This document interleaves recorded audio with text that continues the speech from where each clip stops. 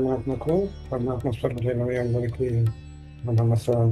మనం విష్ణు సహస్రనామం మనం తెలుసుకుంటున్నప్పుడు 121 నామం వరారోహ అని మన నామం పూర్తి చేశాం. మనం అంతకు ముందు క్లాస్లో విష్ణువు యొక్క వ్యూహాల గురించి చెప్పుకున్నాం. వాసుదేవ వ్యూహం అని, సంకర్షణ వ్యూహం అని, ప్రద్యుమ్న వ్యూహం అని, విరుద్ధ వ్యూహం అని చెప్తూ మనం 121 నామం నుంచి 126 నామం వరకు ఈ 4 వ్యూహాలు అంటే ఏంటో చెప్తారని చెప్పి మనం చెప్పాం. ఈ వాసుదేవ వ్యూహము అనేటువంటిది ఏం చెప్తుంది అంటే విష్ణుమూర్తిని మోక్షప్రదాతగా చెప్తుంది అనమాట. సంకర్షణుడు అనేవాడు జ్ఞానమూర్తి, జ్ఞానము బలము ఇచ్చేటువంటి వాడుగా చెప్తున్నాడు. ప్రద్యుమ్నుడేమో ఐశ్వర్యము వీర్యము ఇచ్చేటువంటి వాడిగా చెప్తున్నారు. శక్తిని తేజస్సుని ఇచ్చేటువంటి వాడేమో అనిరుద్ధుడు వ్యూహంగా చెప్తున్నారు అనమాట. మనం ఇప్పుడు చదువుకోవాల్సిన నామం 122వ నామం మహాతపహ. మనకి తపస్సు అంటే మనకు సాధారణ అర్థంలో ఏదో కళ్ళు మూసుకొని కూర్చుంటాం, ఒక దేవుని గురించి మనం తెలుసుకొని నామాన్ని ఉచ్చరించి తదేక దీక్షతో ఉండటాన్ని మా తపం అని మనం చెప్పుకోం. మహా అంటే శ్రేష్టమైనటువంటి గొప్పదైనటువంటి అని అర్థం ఉంది. మీకు నేను ఇదివరకు ఒకసారి చెప్పాను, నేను ఒక 2 సార్లు చెప్పాను. ఏంటంటే వచ్చిన నామమే ఒక్కటే మళ్ళీ అప్పుడప్పుడు రిపీట్ అవుతూ ఉంటుంది, మళ్ళీ వస్తూ ఉంటుంది ఇంట్లో. ఆ సందర్భానుసారంగా మనం ఏం చెప్పుకోవాలన్నమాట, అర్థం చెప్పుకోవాలన్నమాట. ఇక్కడ తపస్సు అనే దానికి అర్థం ఏంటంటే జ్ఞానము అనేటువంటి అర్థం తీసుకోవాలి. ఇక్కడ మహాతపహ అంటే ఇంకొక అర్థంగా ఏం తీసుకోవచ్చు, పూజ్యమైనటువంటి స్థానం కలిగినటువంటి వాడిని తీసుకోవాలి. ఇంకొక అర్థంగా తీసుకోవాలి మహాబలం కలిగినటువంటి వాడు అనేటువంటి కూడా దాన్ని కూడా మనం తీసుకోవచ్చు. ఈ 3 అర్థాల్లో సందర్భానుసారంగా ఏదైనా చెప్పుకోవచ్చు అనమాట. మనం జన్మించినటువంటి ప్రతి జీవి కూడా కొన్నిటికి బద్ధుడై ఉంటాడు అనమాట. ముఖ్యంగా ఏంటంటే వరల్డ్లీ అఫైర్స్ అంటే సంసార బంధాలు, సంసార సుఖాలు, వీటన్నిటికీ కూడా వాటికి సంబంధించినటువంటి దుఃఖాలు, బాధలు అనేటువంటివి ఉన్నాయి కదా మనకి. ఆ వాటికి లొంగి పోతాడు అనమాట బుద్ధుడైనటువంటి వాడు. వాటి చేత ఆకర్షింపబడి వాటి చేత కట్టబడిపోతుంటాడు అనమాట. అవి తొలగించుకుంటేనే కానీ మనం బయటపడి మోక్షపదం కానీ కాలేము అని మనకి శాస్త్రాలు చెప్తున్నారు. అంటే ఆ మోక్షపదం ఎలా వస్తుంది? భక్తి చేత వస్తుందని చెప్తారు కొందరేమో జ్ఞానం చేత వస్తుందని చెప్తారు. ఈ సందర్భంలో మనం ఏంటంటే జ్ఞానం చేత వస్తుంది అని మనం చెప్పుకోవాలన్నమాట. సంసార బద్ధమైనటువంటి సంసార దుఃఖాలను తొలగించాలి అంటే అదొక సంకల్పం లాంటిది అనమాట. అలాంటి సంకల్పం కలిగి పరిపూర్ణమైనటువంటి జ్ఞానం కలిగినటువంటి వాడు ఎవరైతే ఉన్నారో ఆయన్నే మహాతపహ అని అనవచ్చు అని చెప్పి ఈ నామం మనకు చెప్తుంది. ఏమండి మీరు చెప్పారు బాగుందండి, మహత్ అంటే పూజ్యం అని చెప్పారు బాగుంది, తపస్సు అంటే జ్ఞానం అని చెప్పారు బాగుంది, మహాతపహ అంటే పూజ్యమైనటువంటి జ్ఞానం కలిగినటువంటి వాడు అని చెప్పారు. సరే జ్ఞానం అంటే ఏంటండి అని చెప్పి మనం తాను ఇది ఎన్ని రకాలుగా ఉంటుంది అని అడగాలి. ఆధ్యాత్మికంగా మనం చదువుకుంటున్నాం కాబట్టి జ్ఞానము అంటే ఇక్కడ ఆత్మజ్ఞానము అనేటువంటి అర్థంలోనే మనం తీసుకోవాలి. అంటే ఆత్మజ్ఞానము అంటే ఆత్మ పరమాత్మకు సంబంధించినటువంటి జ్ఞానము, పరమాత్మకు సంబంధించినటువంటి అంటే జీవాత్మకు పరమాత్మకు ఉన్నటువంటి సంబంధం ఏంటి, మనం ఎక్కడి నుంచి వచ్చాము, మళ్ళీ ఎక్కడికి వెళ్తున్నాము, దాని మూల కారణం ఏంటి, ఇలాంటి ప్రశ్నలకు సమాధానం దొరకటం అనేటువంటిది మహద్భాగ్యం. ఆ ప్రశ్న దానికి సంబంధించినటువంటి జ్ఞానాన్ని పొందడం అనేటువంటిది మహద్భాగ్యం. అటువంటి మహద్భాగ్యాన్ని మనకు ప్రసాదించినటువంటి వాడు విష్ణుమూర్తి. అటువంటి జ్ఞానాన్ని మహాజ్ఞానం అని అంటారనమాట. ఇంకో రకంగా ఎట్లా అంటే భక్తుల్ని సంసారం అనేటువంటి సాగరంలో కొట్టుకుంటూ ఉండేటువంటి తన భక్తుల్ని ఆ లంపటం నుంచి విడగొట్టడం. లంపటం అంటే బంధం అనమాట. ఆ లంపటం నుంచి విడగొట్టేసేసి మోక్షపదం అన్న కోరిక కలిగినటువంటి వాడు ఎవరైతే ఉన్నారో ఆయనే విష్ణుమూర్తి. తన భక్తులు ఎవరైతే ఉన్నారో వాళ్ళని రక్షిద్దాము అని ఆయన సంకల్పం ఉంటుంది కాబట్టి, ఆ సంకల్పం కలిగినటువంటి వాడు కాబట్టి ఇక్కడ సంకల్పం ఉన్న కోరిక అనే రెండు ఒకటే. కోరిక కలిగినటువంటి వాడు కనుక ఆయన శ్రీమన్నారాయణుడు మహాతపహ అని వినబడుతున్నాడు అని చెప్పి మనం చెప్పుకోవచ్చు అనమాట. ముందుకోపనిషత్తు అని చెప్పి ఒక ఉపనిషత్తు ఉంది. దాంట్లో సౌనిక మహర్షి అంగీరస మహర్షి దగ్గరికి వెళ్ళి, గురుదేవా నేను దేని గురించి తెలుసుకుంటే నాకు అన్ని తెలుస్తాయో నాకు అది దాని గురించే చెప్పండి అని చెప్పి అడుగుతాడు ఆయన. దానికి అంగీరస మహర్షి ఏమంటాడంటే, నువ్వు తెలుసుకోవాల్సిన 2 విద్యలు ఉన్నాయి, అదే పరవిద్య అపరవిద్య అని 2 విద్యలు ఉన్నాయి, వాటి గురించి తెలుసుకుంటే నీకు అన్ని తెలుసుకున్నట్టేనో అని చెప్పి చెప్తాను. ఇక పరవిద్య అంటే ఏంటి? పర అంటే పరమాత్మకి సంబంధించినది, అపర అంటే పరమాత్మకి సంబంధించినది కానిది అంటే ఏలోకపరమైనటువంటిది అని అర్థం. అంటే మొట్టమొదటి మనం చూద్దాం పరవిద్య అంటే పరమేశ్వరుని గురించినటువంటి నాలెడ్జ్ మనకు కావాలి. ఆ నాలెడ్జ్ తెలుసుకుంటే మనకి ఏంటి అంటే మనకు ఉండేటువంటి జ్ఞానేంద్రియాలు కానీ కర్మేంద్రియాలు కానీ అది లొంగదనమాట. ఇంద్రియాలు మనకు 5 ఉన్నాయని చెప్పుకున్నాం.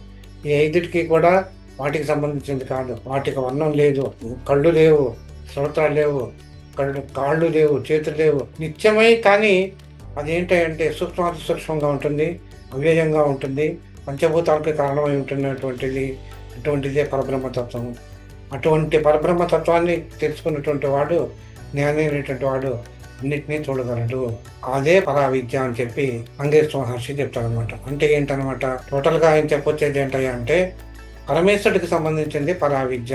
పరమాత్మ స్వరూపమైనటువంటి ఆ విద్యని పరమాత్ముడు ఏ విధంగా అయితే అసేంద్రియాలకు అతీతమైనటువంటి వాడిని, అంటే ఏంటంటే నిరాకార స్వరూపుడైనటువంటి పరమాత్మ అని చెప్తున్నాడు అనమాట ఇక్కడ. అటువంటి జ్ఞాని ఏం చేస్తాడనమాట, పరమేశ్వరుడు ఏ విధంగా అన్నింటినీ చూడగలడు, ఆ జ్ఞాని కూడా అన్నింటినీ చూడగలడు అని చెప్పి, అటువంటి పరబ్రహ్మతత్వాన్ని జ్ఞాని మాత్రమే చూడగలడు కనుక ముందర నువ్వు జ్ఞానివి కావాలి అని చెప్పి ఈ శౌనిక మహర్షికి చెప్తున్నాడు అన్నమాట. ఇక్కడ ఆ పరమేశ్వరుడు మహాజ్ఞాని. అటువంటి ఆయన ఏం చేశాడనమాట, ఇంత మన సృష్టి గురించి మనం చెప్పుకుంటూ వచ్చినప్పుడు ప్రళయకాలంలో జీవులన్నీ కూడా లయమైపోయినాయి. క్షయం కానిటువంటి ఏవైతే జీవులు ఉన్నాయో అవన్నీ కూడా పరమాత్మ దగ్గరికి, పరమాత్మలో లీనమైనాయి అని చెప్పుకున్నాం. మళ్ళీ తను ఎప్పుడైతే సృష్టి చేయాలి అని అనుకున్నప్పుడు ఏం చేస్తాడనమాట, మళ్ళీ ఆ జీవుని తీసుకెళ్ళి మళ్ళీ సృష్టి చేస్తాడు. అది ఒక తపస్సు లాంటిది అనమాట. అలా చేయటం అనేటువంటిది ఒక తపస్సు లాంటిది. అటువంటి తపస్సు కలిగినటువంటి శ్రీమన్నారాయణుడు హా తపహ అని చెప్పబడుతున్నాడు అని చెప్పి చెప్తున్నాడు అనమాట. కనుక శ్రీమన్నారాయణమూర్తికి హా తపహ నామం సరైంది అని చెప్పి ఈ నామం వల్ల మనకు తెలుస్తుంది. దీంట్లో జ్ఞానం గురించి చెప్తున్నాడు, అంత ఆత్మజ్ఞానం గురించి చెప్తున్నాడు, పరాగ్విద్య గురించి మనం చెప్తున్నాడు. కనుక ఈ నామం ఎవరికి సంబంధించింది అంటే చతుర్మూర్తుల్లో సంకర్షుడు అనేటువంటి రెండో ఆయనకి సంబంధించింది, జ్ఞానానికి సంబంధించింది చెప్తున్నాడు కనుక ఆయన సంకర్షణమూర్తికి సంబంధించిందిగా మనం చెప్పవచ్చును. దీంతో ఇక్కడ ఏంటంటే 122వ నామం పూర్తయింది. 122వ నామం అయిపోయిన తర్వాత 123వ నామంకి వెళ్ళే ముందు ఏంటంటే 14వ శ్లోకం ఉంది. అదేంటంటే సర్వగ సర్వవిద్వానుషేను జనార్దన వేద విధంగో వేదాంగో వేద విహి అని చెప్పి 14వ శ్లోకం ఉంటుందన్నమాట. దీంట్లో మనకి 10 నామాలు ఉన్నాయి. సర్వగా అనే నామము, సర్వవిద్భాను అనేటువంటి నామం ఒకటి, విశ్వక్షేణ అనేటువంటి నామం ఒకటి, జనార్దన అనేటువంటి నామం ఒకటి, వేద అనేటువంటి నామం ఒకటి, వేదవిత్ అనేటువంటి నామం ఒకటి, అవ్యాంగ అనేటువంటి నామం ఒకటి, వేదాంగ అనేటువంటి నామం ఒకటి, మళ్ళీ వేదవిత్ అనేటువంటిది ఒకటి, కవిహి అనేటువంటి నామం ఒకటి. ఇలా మొత్తం 10 నామాలు ఈ 14వ శ్లోకంలో ఇమిడి ఉన్నాం. ఇక దీంట్లో ఒక్కొక్క నామం గురించి, ఈ 10 నామాల్లో ఒక్కొక్క నామం గురించి మనం చదువుకుంటూ వద్దాం. సర్వగహ అంటే సర్వము, గహ అంటే గమనించేవాడు, అంటే అంతా నడిచేటువంటి వాడు. సామాన్య అర్థంలో మనం చెప్పుకుందాం. ఇక్కడ ఆయన గమనించడం ఏంటో మనల్ని అని అనుకోవచ్చు. మనం అంటే మనం ఏం చేస్తున్నామో ఆయన తెలుస్తుంటాం, మనం ఏ క్షణాన్ని ఏం చేస్తున్నాము అనేటువంటి. ఈ ప్రాణి, ఈ జీవి ఏం చేస్తుంది, మంచి చేస్తుందా చెడు చేస్తుందా, తదనుగుణంగా కర్మఫలాన్ని ఇచ్చేటువంటి వాడు కూడా ఆయనే. అంటే ఎలా చూడగలుగుతున్నాడు అంటే, ఇక్కడెక్కడో ఉంటాడు కదా ఆయన, అక్కడే వైకుంఠంలో ఉన్నాడు అని చెప్తున్నారు మీరు అనుకుంటాం కదా. మనమేమో భూలోకంలో ఉన్నాము, మన విషయం ఆయనకి తెలుస్తుందా అనుకుంటే తెలుస్తుంది. ఏమంటే ఏదైనా అవసరం వచ్చింది, ఒక విషయం చేరవేయాలి అంటే వెంటనే వాళ్ళు వచ్చి మనకి చేరవేస్తారు. ఈ కాలంలో ఉంటే ఫోన్లు వచ్చాయి అనుకోండి, సెల్ ఫోన్లు వచ్చినాయి కాబట్టి మనం తొందరగా అంత చేయగలుగుతాం. కానీ అన్నిటికంటే వేగంగా కలిగినటువంటిది ఏంటంటే ధ్వని ప్రయాణిస్తుంది అని చెప్పుకున్నాం. దానికంటే వేగంగా ప్రయాణించగలిగేటువంటిది కాంతి. మనసు కూడా దానికంటే వేగంగా ప్రయాణించగలిగేటువంటిది మనసు అని చెప్పి చెప్తాను అనమాట. దాన్ని బాగుంది, అంతకంటే వేగం కలిగినటువంటి వాడు ఏం లేదంటే మాత్రం ఒక్కడే పరమాత్మ చైతన్యం కూడా అంతకన్నా వేగవంతమైనటువంటిది. ఆయన ఎక్కడ ఉండి, అందరిలోనూ ఉండి, విశ్వమంతా వ్యాపించి ఉండి, ఏ జీవి ఎక్కడ ఏం చేస్తున్నాడు అనేటువంటి తెలుసుకోగలిగినటువంటి గొప్ప చైతన్యమూర్తి ఆ పరమాత్మ. అంతేకాదు తన కార్యక్రమాలను కూడా, ఆ జీవిని ఏ విధంగా ఏం చేయాలి అనేటువంటిది కూడా కాస్త రిమోట్ కంట్రోల్ ద్వారా, తన కంట్రోల్ ద్వారా మనకి ఆయనకి సిగ్నల్స్ ఇచ్చి, ఆ జీవికి సిగ్నల్స్ ఇచ్చి ఏ విధంగా అతన్ని ఆ జీవిని ప్రేరేపించి తను ఏం చేయాలనుకుంటాడు, ఏ విధంగా నడిపించాలనుకుంటాడో ఆ విధంగా నడిపిస్తూ ఉంటాడు. అంటే అన్నిటినీ చేరేవాడు ఎవరైతే ఉంటారో ఆయనే సర్వగహ అని చెప్పి చెప్పుకున్నాము. మనం పరమేశ్వరుడు సృష్టి స్థితి లయకారకుడు అని చెప్పుకున్నాం. బ్రహ్మగా ఆయన జగత్తునంతా సృష్టి చేస్తున్నాడు, విష్ణువుగా లోకాలు పాలిస్తున్నాడు, రుద్రుడిగా లయం చేస్తున్నాడు. ఆ తర్వాత ఏం చేస్తున్నాడు ఆయన, ఆ జీవుడి యొక్క పాపపుణ్యాలను ఆధారంగా చేసుకొని వాళ్ళ కర్మశేషాన్ని అనుభవించటానికని చెప్పి, మిగిలినటువంటి కర్మని అనుభవించడానికి చెప్పి మళ్ళీ పునర్జీవితం చేసేటువంటి వాడు కూడా ఆయనేను. ఒకవేళ వాళ్ళ కర్మ క్షయమైపోతే వాటికి మోక్షం ఇచ్చేటువంటి వాడు కూడా ఆయనేను. ఈ రకంగా జీవుల్ని సృష్టించి మళ్ళీ వాళ్ళలోనే నివసించి ఉండి వాళ్ళ చేత కర్మలు చేయించేటువంటి వాడు కూడా పరమాత్మైనటువంటి విష్ణు స్వరూపుడే. ఐతరేయోపనిషత్తు అని చెప్పి ఒకటి ఉంది. ఐతరేయోపనిషత్తు ఏం చెప్తుందంటే, జీవుడిలో ఉండేటువంటి ఆత్మ పరమాత్మ రెండు ఒకటేను అని చెప్పి చెప్తున్నాయి అన్నమాట. ఉత్తమమైనటువంటి ఆత్మ ఎవరైతే ఉన్నారో ఆయన పరమాత్మ అంటున్నాం మనం. సంసార బంధానికి అంటే ప్రపంచంలో జనన మరణాలు కలిగి ఉన్నటువంటి ఆత్మ స్వరూపుణ్యము జీవాత్మ అని మనం అంటున్నాము అని చెప్పి. అంత మాత్రం చేత ఆత్మకని సాగు అనేటువంటిది లేదు. సృష్టి జరగటానికి కారణం కూడా పరమాత్మ అని మనం చెప్పుకున్నాం. సృష్టికి జరగటానికి ముందంతా కూడా జలమయంగా ఉండేదని చెప్పి మనం చెప్పుకున్నాం. ఆ ప్రళయం వచ్చినప్పుడు ఆయన పరమాత్మ ఒక్కడే ఉండేవాడు కనుక అంతకు ముందు కూడా ఒక్కడే ఉండేవాడు ఆయన అని మనం చెప్పుకున్నాం. ఇట్లాంటి పరమాత్మ ఏం చేశాడంటే లోకాన్ని సృష్టించాలనుకున్నాడు. కొంతకాలానికి ఏం చేసిందంటే ఆత్మ అంబస్సు, మరీచి, ఆపహ, మర అనే పేర్లు కలిగినటువంటి లోకాన్ని సృష్టించింది. జులోకానికి అవతల ఉండేటువంటిది అంబస్సు, దానికి ఆశ్రయం స్వర్గలోకం, దాన్నే సువర్లోకం అని అంటాం. దాని కింద ఉండేటువంటిది భువర్లోకం, దాని కింద ఉండేటువంటిది భూలోకం. ఇది మరణం అంటే మరణం అనేటువంటి గుణంగా కలిగినటువంటిది భూలోకం అనమాట. అంటే ఇక్కడ జీవించినటువంటి ప్రతి ప్రాణి అంటే ఈ భూలోకంలో ఉండేటువంటి ప్రతి ప్రాణి, ప్రతి ప్రాణి, జనించినటువంటి ప్రతి ప్రాణి మరణిస్తుంది. ఈ భూలోకానికి కింద ఉండేటువంటిది జలలోకం. దాని కింద అది కింద ఉండేటువంటి లోకాల చేత పొందబడుతుంది కాబట్టి దాన్ని ఆపోలోకము అని కూడా అంటారనమాట. మనం పైన చెప్పుకున్నటువంటి లోకాలన్నీ కూడా పంచభూతాల సృష్టియే. ఈ పంచభూతాలు కూడా పరమాత్మ సృష్టియే. ఈ లోకాలను సృష్టించిన తర్వాత సరైనటువంటి ఒక రెగ్యులర్ ప్రాసెస్ ఉండాలి సరిగ్గా నడవటానికి. అంటే ఒక ఆఫీస్ ఉందనుకోండి సపోజ్. ఈ ఆఫీసులో స్టాఫ్ ఉంటారు, బాస్ మేనేజర్లు ఉంటారు, సూపర్వైజర్లు ఉంటారు, మేనేజర్లు ఉంటారు, తర్వాత బాస్ ఉంటారు. ఇక్కడ ఏంటంటే వీళ్ళు ఒక స్టెప్ బై స్టెప్ ఉంటుంది అనమాట. ఇదంతా ప్రాసెస్, ఇదంతా ఆఫీసు సవ్యంగా నడవటానికి ఇవన్నీ కూడా ఒక ప్రాసెస్. దీంట్లో ఎక్కడ ఏది దెబ్బతిన్నా కూడా ఆఫీసు సరిగా నడవదు. అలాగే భగవంతుడు సృష్టించినటువంటి లోకాలన్నింటినీ కూడా సవ్యంగా నడవాలి అంటే లోకపాలకులకి కమాండింగ్ పవర్ ఒకటి ఉండాలి, లోకపాలకులు కావాలి. కనుక అప్పుడు ఏమనుకున్నాడంటే ఆయన లోకపాలకులను కమాండింగ్ ఫోర్స్ ని మనం సృష్టిద్దాము అనుకుని ఆలోచించి ఆ పంచభూతాల్లో ఉన్నటువంటి జలాన్ని తీసుకుని ఒక మానవరాకారాన్ని సృష్టించాడు. దీని నుంచి ఇంద్రియాల సృష్టి ఎలా వచ్చింది అనేటువంటిది మనం ఇప్పుడు చదువుకుందాం అనమాట. అవయవాలు కలిగినటువంటి ఒక మానవాకారాన్ని సృష్టించాడు పరమాత్మ అని చెప్పారు. దాన్ని విరాట్ స్వరూపం అని చెప్పి ప్రస్తుతానికి మనం చెప్పుకున్నాం. అలా ఉంటుంది. ఆయన తర్వాత ఏం చేయాలి అనేటువంటిది ఆలోచిస్తున్నాడు అనమాట. ఈ ఆలోచననే మహాతపస్సు అంటారు అనమాట. దాని ఫలంగా విరాట్ స్వరూపానికి ఆలోచన చేస్తూ ఉండగా ఆయనకి ఆ విరాట్ స్వరూపానికి ఒక నోరు వచ్చిందనమాట. ఆ నోటి నుండి కొన్ని మాటలు వచ్చాయి. ఆ మాట నుండి పలుకులు వచ్చాయి అనమాట. మాట వేరు, పలుకులు వేరు, చిన్న భేదం అలాంటివి వచ్చాయన్నమాట. దానికి అభిమానటువంటి దేవత ఎవరంటే వాకు కానీ వాణి కానీ అన్ని దేవుడు అనమాట.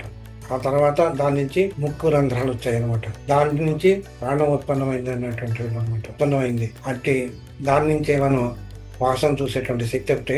అటువంటి శక్తిని ఆగ్రహణ శక్తి అంటామని. ఆ ఆగ్రహణ శక్తి నుంచి వాయువు పుట్టింది.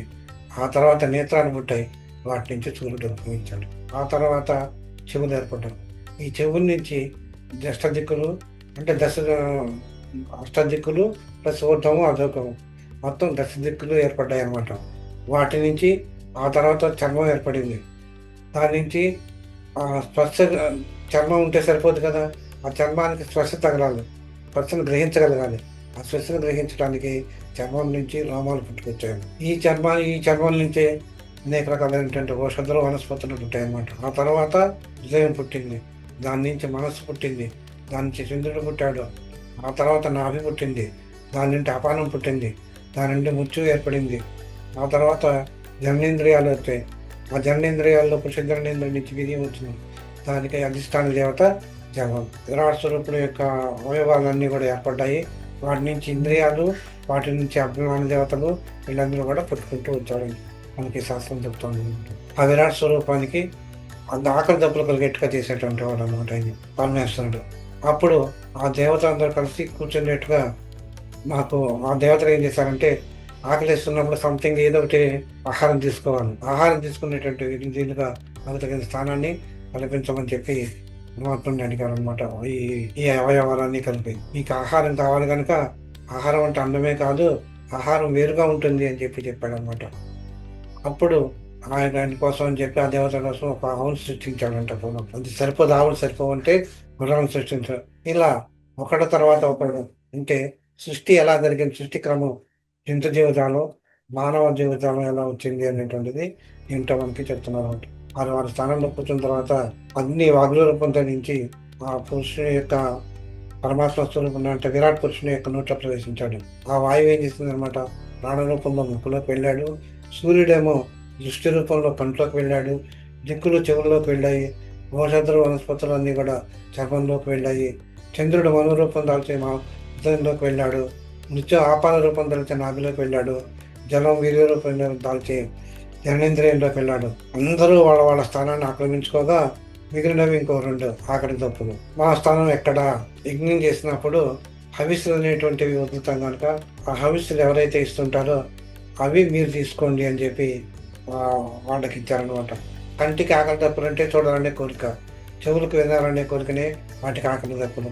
అలాగే మనం ఇచ్చినటువంటి హవిస్సులు వాటిలో కనుక విన్నట్టయితే ఏ భాగం ఎవరికి చేరాలో వాడికి చేస్తే అప్పుడు వాడి యొక్క ఆకలి దప్పులు అనేటువంటివి తీరుతుంటాయి.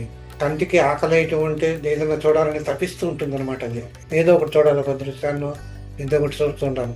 అదే దానికి అది చూసి అది తృప్తి పడితే దాని ఆకలి తీరినట్టు అనమాట. అలాగే చెవుల యొక్క పని ఏంటనమాట, వినటం. అది వింటే దాని ఆకలి దప్పులు అనేటువంటివి తీరుతుంటాయి. అంటే ఒక మనసు ఒక ఏదైనా కానీ దాని యొక్క ఏ అవయవం అయినా కానీ దాని యొక్క పని అది చేసినట్టయితే దాని సంపూర్ణంగా చేసినట్టయితే దానికి ఆకలి దప్పులు అనేటువంటివి అవే దానికి ఆకలి దప్పులు అని చెప్పి మనిషికి గడపకి ఆకలి వేస్తుంది. దానికోసం అని చెప్పి అన్నము అనేటువంటి దాన్ని సృష్టించాడు. ఈ అన్నాన్ని మనం ఆహారము అని కూడా అంటాం. అవసరం కలిగినప్పుడు ఇది ఎక్కడి నుంచి వస్తుంది? జలం నుంచి వస్తుంది. జలం నుంచి ఆహారం సృష్టించాడు. ఆహారం నుంచి జలం ఎలా వస్తుంది అంటే పరమేశ్వరుడు భూమి మీద ఉండేటువంటి ఈ జలాలన్నీ కూడా సూర్యుని యొక్క వేడికి ఆవిరయ్యి పైకి వెళ్ళి మేఘ రూపంలోకి వెళ్ళి పైనుంచి మళ్ళీ వర్ష రూపంలో కిందకు వచ్చి భూమి తడిచి దానికి మొక్కలు కనుక నాటినట్టయితే వాటి నుంచి విత్తనాలు నాటినట్టయితే దాని నుంచి మొక్కలు వచ్చి దాని నుంచి వచ్చేటువంటి గింజల్ని మనం సేవించినట్టయితే మనకి కడుపుకి ఆకలి దప్పులు అనేటువంటివి తెలుస్తుంది. ఈ అన్నాన్ని ఏం చేశారనమాట, తన ఇంద్రియాలైనటువంటి వాక్ చక్షువులు అయినటువంటి వాటితో పట్టుకోవాలని చూస్తాడు. కానీ చివరికి ఏం చేశారంటే అన్నాన్ని అపానము అనేటువంటి వాయువుతోటి గ్రహించగలిగి ఆ నోటితో ఒకటి పీల్చబడేటువంటి వాయువే అపానవాయువు అంటాం మనం. అదే అన్నాన్ని గ్రహిస్తుంది అని చెప్పి ఇంకే శాస్త్రం ఈ ఉపనిషత్తు చెప్తుంది అనమాట. పరమేశ్వరుడు తాను సృష్టి చేసినటువంటి ఇంద్రియాలని అధిష్టాన దేవతగా పెట్టాడు. కానీ ఇప్పుడు తాను ఆత్మరూపంలో లోపలికి వెళ్ళాలి. దానికి 2 మార్గాలు పెట్టాడు అనమాట. పాదాల చివరి నుంచి కానీ శిరస్సులో అంటే బ్రహ్మరంధ్రం నుంచి లోపలికి కానీ 2 మార్గాలు ఉంటాడు అనమాట. కనుక ఈ 2 మార్గాలు ఏ మార్గం ద్వారా అయినా కూడా లోపల మానవ దేహంలోకి ప్రవేశిస్తుంది. శరీరంలోకి ఇచ్చినటువంటి పరమేశ్వరుడు పంచభూతాలతో ఏకీభవించి ఒక జీవి నుంచి నాది అనేటువంటిది, ఇది నాది, ఇది నేను, ఈ పని చేసిన నేను మమకారాన్ని పెంచాడనమాట. ఆ మమకారాన్ని అనగా పరమేశ్వరుడు సాకార రూపంలో మనకి సాకారం అయినాడు. ఇదే ఉపనిషత్తులో ఏం చెప్పాడంటే పరమేశ్వరుడు ఎప్పుడైతే సృష్టి చేయాలనుకున్నప్పుడు 2 పురుషుని, ఒక స్త్రీ ఒక పురుషుని సృష్టించాడు. వాళ్ళ పేర్లే స్వయంభవ మనువు, శతరూప అనేటువంటి వాళ్ళు. వాళ్ళ నుంచి 84 లక్షల జీవరాశులు ఉత్పన్నమైనాయి అని కూడా ఈ ఉపనిషత్తులో చెప్పాడు. సృష్టి అంతా కూడా పరమేశ్వరమై, అందుకే ఆయన్ని సర్వగహ అని చెప్పి చెప్పవచ్చును. అనగా అన్నింటిలోనూ చేరేటువంటి వాడు ఆయనే, సర్వత్రా వ్యాపించినటువంటి వాడే ఆయన అయినటువంటి విష్ణుమూర్తి శ్రీమన్నారాయణుడు అని చెప్పి మనకి చెప్తుంది అనమాట ఈ నామం. 2వది సంకర్షణమూర్తి అని చెప్పమను.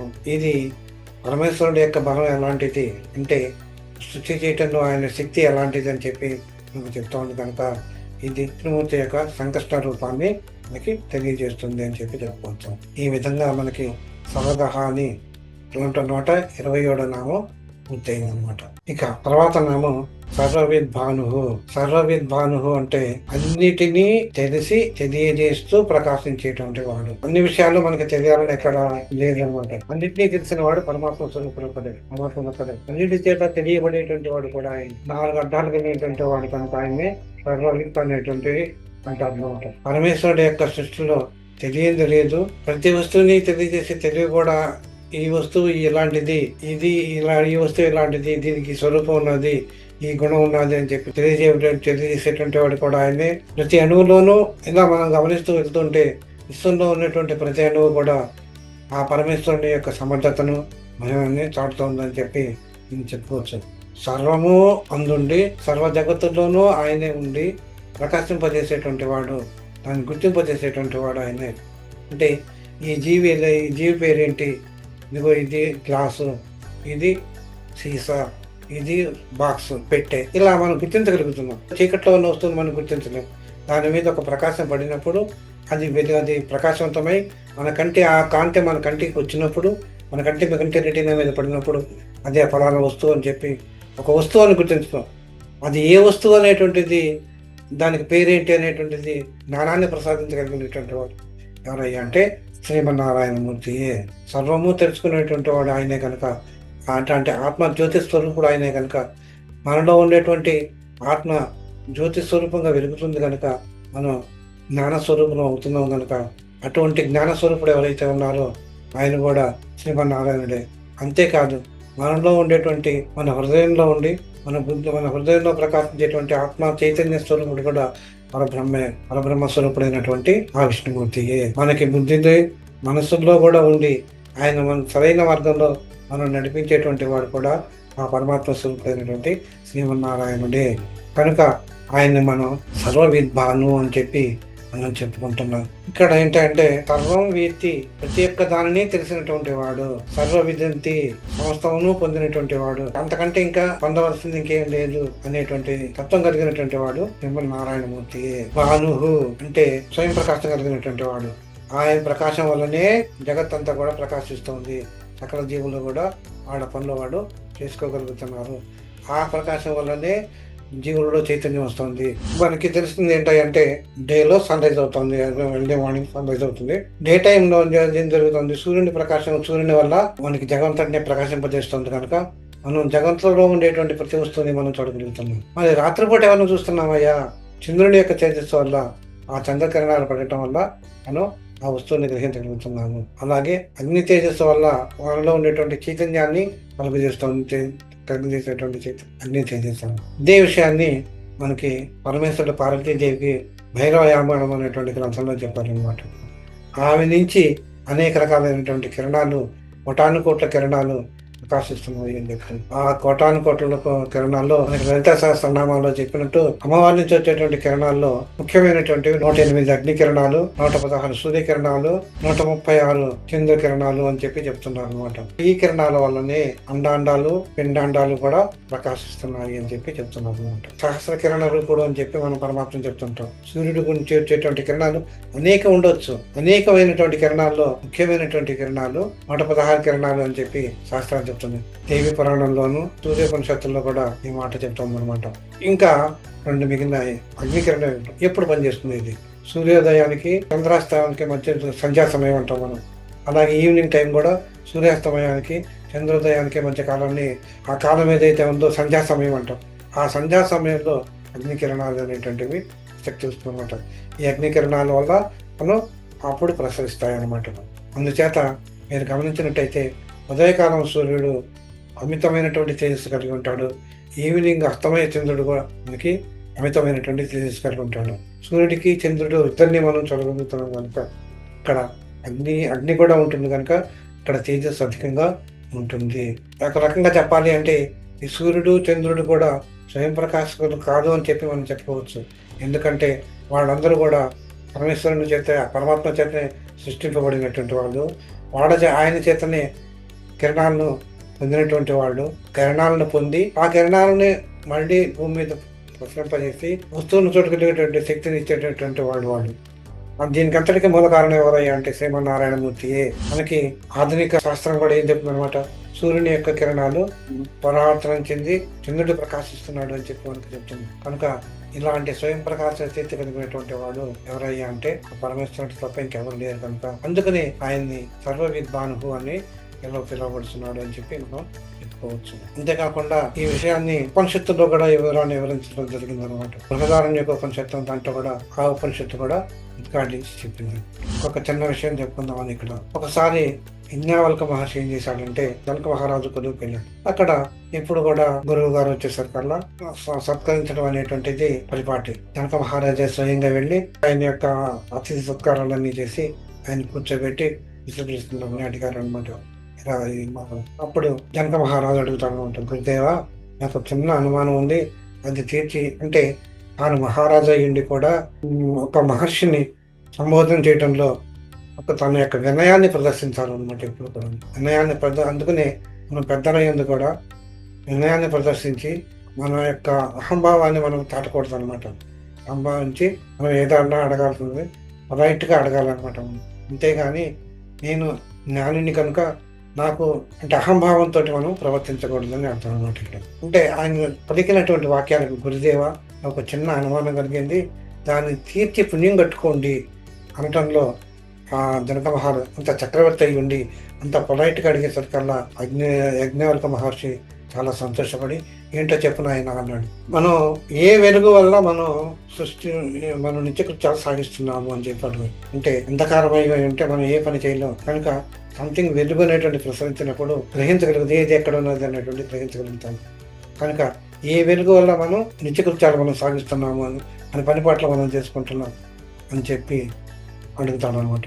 ఆయన అడుగుతాడు, ఇంకో క్వశ్చన్ అడుగుతాడంటే సూర్యుని వెలుతుల వల్ల మన పని పాటలన్నీ కూడా మనం చేసుకుంటున్నాం అనోడన్నీ కూడా ఎక్కడికైనా వెళ్ళాలన్నా కూడా డే టైం వెళ్ళి నిర్విఘ్నంగా రాగలుగుతున్నాము అని చెప్పి చెప్తుంటాడు అనమాట.